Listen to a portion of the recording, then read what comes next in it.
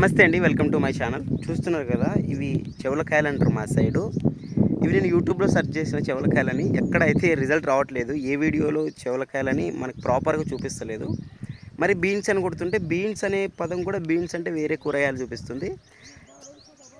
మీ side దీంట్లోని ఏమంటారు? మేమైతే చోళకాయలు అంటాము. ఇవి చాలా మేము ఇష్టంగా కూడా తింటాము. మార్కెట్‌లో ఇవి మా కర్నూలు, ఆంధ్ర సైడ్ అయితే చాలా ఫేమస్. మాకు ఆంధ్ర వైపు మొత్తం తెలీదు గానీ, మా కర్నూలు అయితే చాలా ఫేమస్.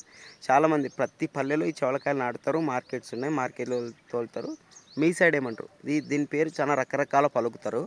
మా సైడ్ అయితే చవలకాయలు అంటారు. స్మాల్ బీన్స్ అని విన్నాను నేను ఇంగ్లీష్‌లో. మరి ఈ ప్రాపర్‌గా దీని పేరైతే మీకు తెలీదు కదా! మీరు తెలిసినట్టయితే ఈ పంట పేరు గురించి మీరు కింద కామెంట్ చేయండి.